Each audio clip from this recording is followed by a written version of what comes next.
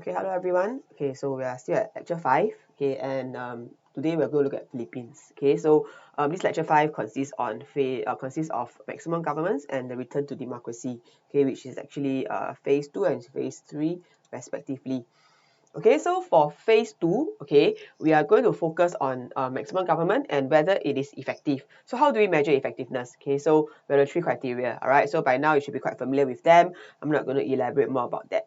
Right, just take note that for all the case studies that we're going through, right, we are just like kind of curating them, okay, these case studies, okay, to look for both positive and negative case studies for each criterion. Right, and we also look at phase 3, okay, which is the return to more democratic practices.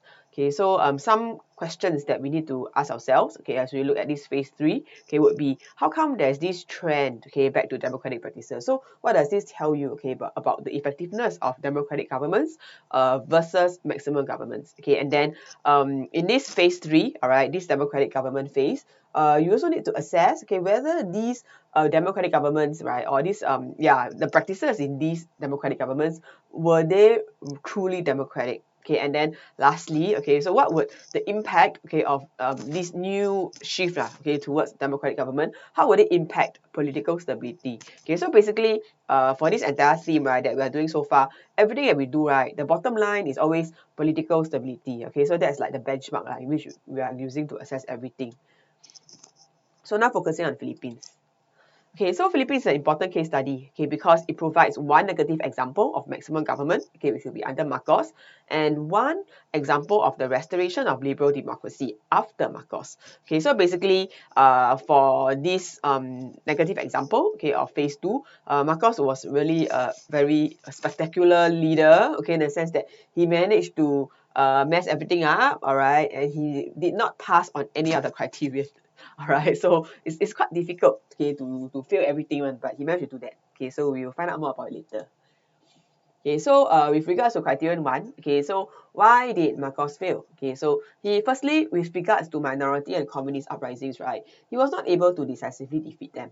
Granted, they are a bit challenging, okay, to defeat lah. So much so that even till today, okay, we still have the separatist movement going on, all right, in Mindanao. Okay, so there are still some separatist tendencies, still some sporadic violence, all right, and even the communist uprising, right. So there are still like the Communist Party in Burma, there's still some action going on, but even though they are pretty minor, okay, and really very ad hoc by now, but the threat is still kind of there.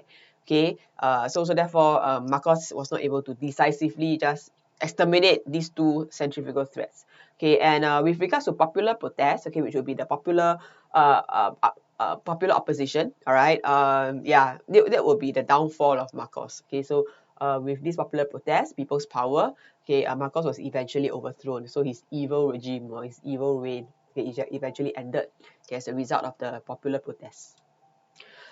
Now for criterion 2, okay, Marcos will also manage to subvert all the every and any democratic forms and practices under the sun.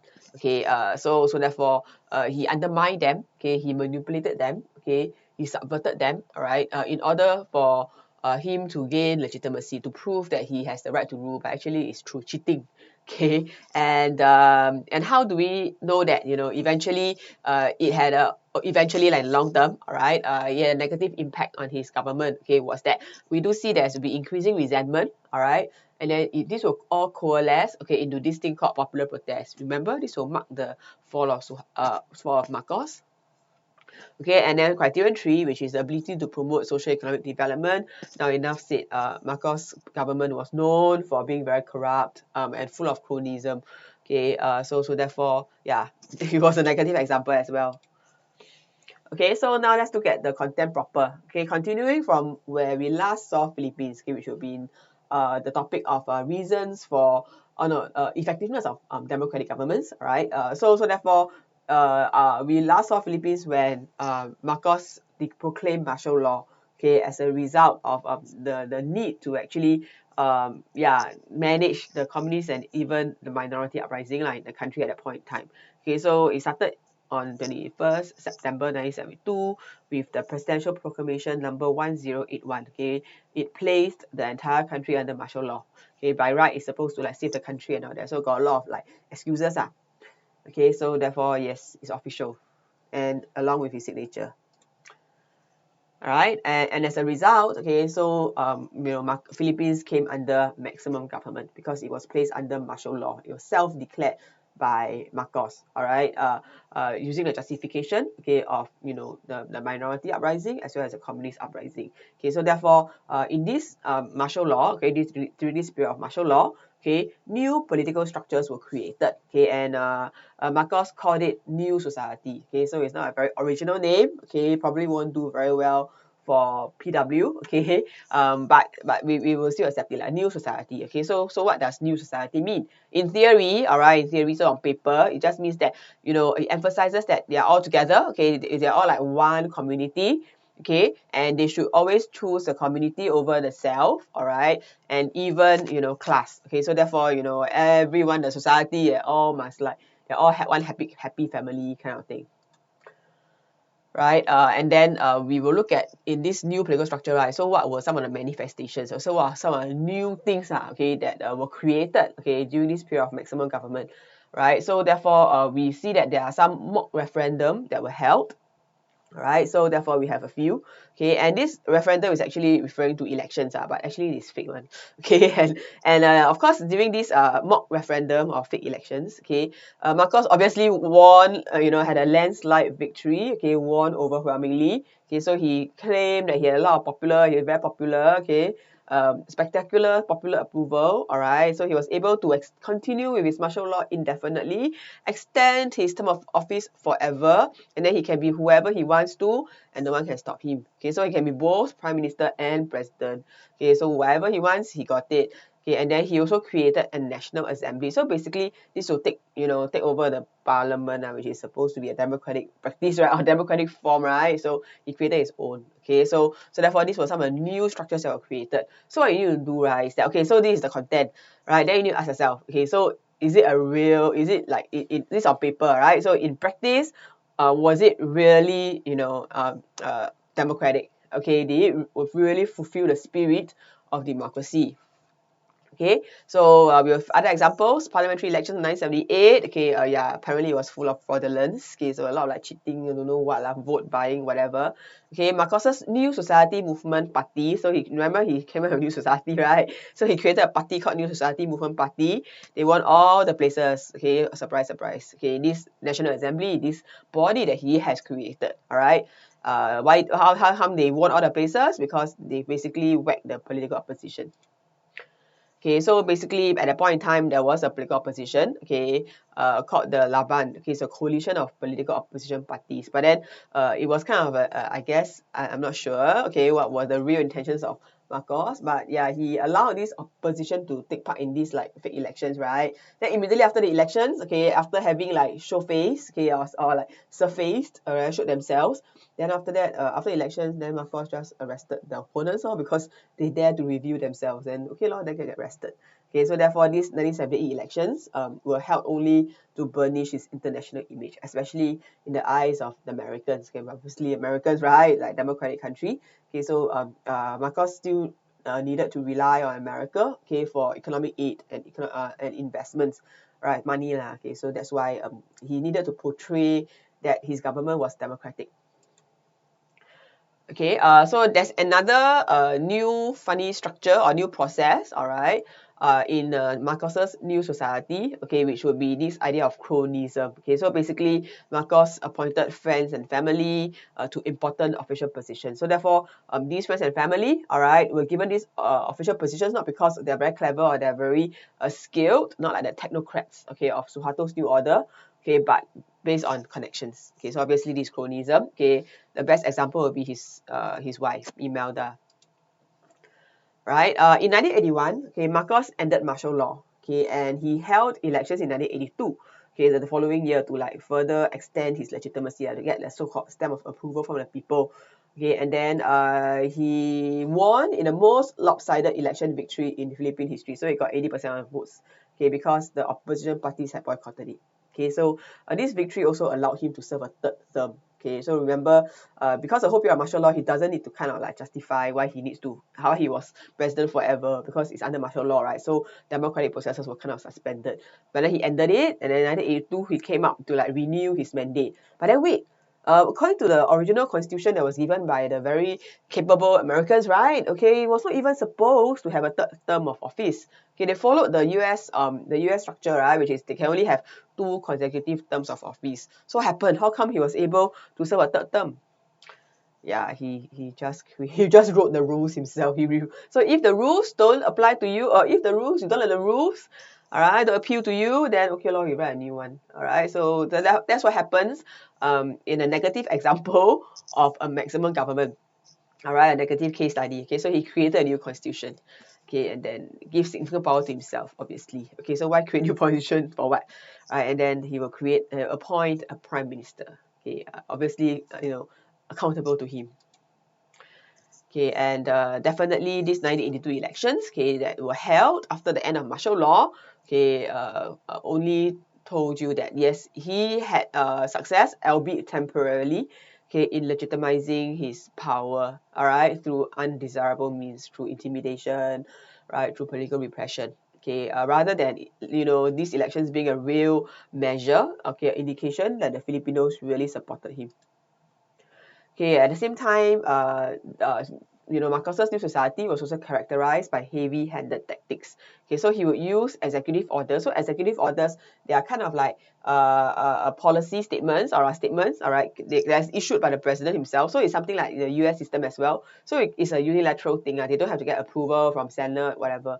Okay, so it's an executive order, and then he just used a lot of executive orders to arrest and detain political opponents. So the evidence would be like in 1977 there were like 70,000 Filipinos, okay, that he hated or he deemed as opponents. Okay, at the same time, okay, he also tried to tackle the large land owning class, all right, because he feared them, being a challenge and a threat to him. Okay, so he created this state-run Philippine Sugar Exchange that controlled the selling of sugar abroad. So basically trying to control the source of revenue lah, okay, for the landowners who mostly I guess they planted sugarcane. Okay. What was the evaluation of Marcos's heavy-handed tactics? So was it effective, okay, in legitimizing his government? Okay, was it effective in helping his government attain or maintain political stability? Well, in the short run, it was effective, okay, because it removed opposition. Okay, but in the long run, okay, he also made new enemies. Okay, like for example, surprise, surprise, the landowning class, I guess. Okay, and his methods, okay, his repressive methods were also an increasing source of discontent for the Philippine people. Like if you arrested 70,000 people, I'm sure most of Filipinos will kind of eventually know someone, or be directly or indirectly implicated, right? You can know someone who has been arrested and stuff. Okay, so obviously they will have personal experience lah, okay, of Marcos's repressive regime. Okay, so to recap, okay, so under Marcos's new society, right, he kind of created new structures, but they subverted all of them. Okay, they are obviously not real democracy by far. Okay, so therefore these are the new structures that he has created: mock referendum, elections, and this new parliament, like fake parliament. Okay, and then that was like the hardware, all right, the structures that were created. The software, okay, the processes, okay, that he actually introduced, or the process that he used in order to run this government, okay, was also very negative. Okay, so basically he just used cronyism. So he appointed his friends and family, okay, and then he just used basically the stick approach, okay, heavy-handed tactics to just muscle his way through. Okay, and let's talk about the military as well. Okay, so therefore, so far you have learned about the military in Nimis Burma, Sukarno's Indonesia, and Suharto's Indonesia. Okay, now it was only in Nimis Burma and Suharto's Indonesia where the military actually got powerful enough to form the government. So it was a military government. All right, and the leader of the country, like Suharto and Nevin, they are military guys, right? Okay, so therefore these are the military governments. Okay, so obviously the military were like all powerful. Okay, but we also learned, all right, that the military also played a very important role. Okay, had a lot of power in Sukarno's Indonesia and Marcos's Philippines as well. Okay, so this means that even maximum governments even when the leader is ruled by a civilian, Sukarno and Marcos, they're civilians. Sukarno's an engineer by training, Marcos was a lawyer, right? But under their maximum government, they needed the military as well. And therefore, as a result, the military also increased in power. Also became politicized. All right, so that's what the whole story of military is all about. Now for coming back to Philippines. So how did the Philippines military became increasingly politicized? All right, and what was some of the implications? All right, of political stability in the Philippines? So let's see.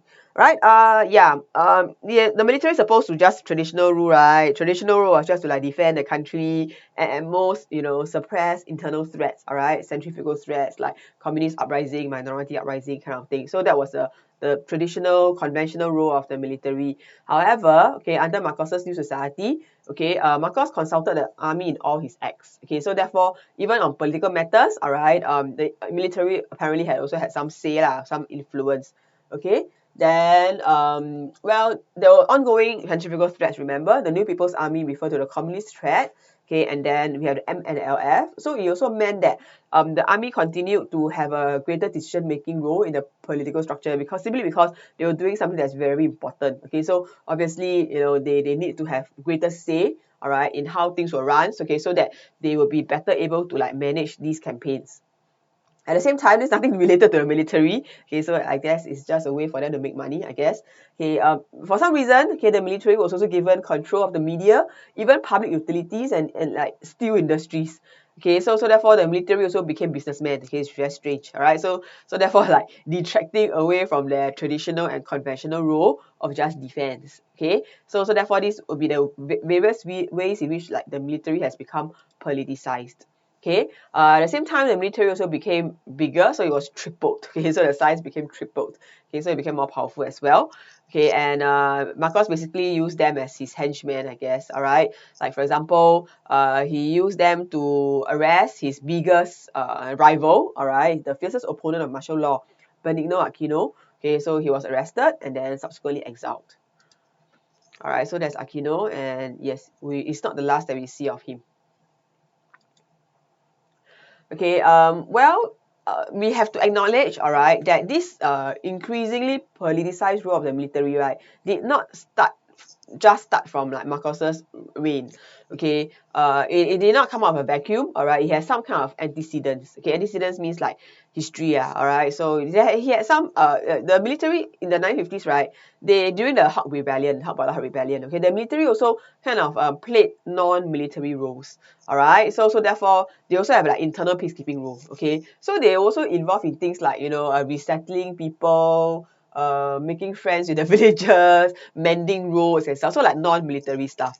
Again, the reason why the military was able to like go beyond their military role, right, was once again because it was during a trying period, whereby we see the military being used or being relied upon, all right, to contain the communist rebellion. So that was a Hawk Bala rebellion, right? So therefore it's usually during such like internal crises of centrifugal threats, which would justify the increasing power, and it extend beyond that of just military to political and even economic, all right, such powers to the military. So therefore the military became more powerful even back in the 1980s. So here you have some military guys, all right, being involved and being very busy, during the Hawk Rebellion. Well, how do we then evaluate this politicized role of the military? What was was it a positive or negative impact on Marcos's maximum government? It's actually a mixed blessing, right? Obviously, Marcos relied on the military, not just for centrifugal threats, but also for his to arrest his political opponents, and they also got more and more political power, economic power as well. But eventually, right, you will see that it's a double-edged sword, because some people in the military, some factions in the military will become a source, right, that will ultimately lead to Marcos's downfall and the overthrow of his regime. So therefore, it's like it's like you know, you are the patron of the military, and then it can backfire one. Okay, the military can, like, you know, yeah, turn around and turn against you. Okay, so far you have the case studies of the military in Burma, Indonesia, and the Philippines. So that's what I've said earlier on, right? So these are some of the questions that you want to ask yourself.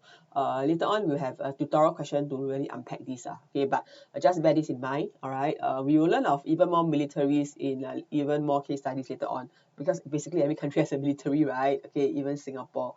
All right, so therefore we'll slowly start, all right, to examine the various roles of the military, okay, in various SCA countries, and this would be some of the questions that we want to ask ourselves. Okay, so basically looking at, you know, the impact of the role of the military. So how has the military changed, all right?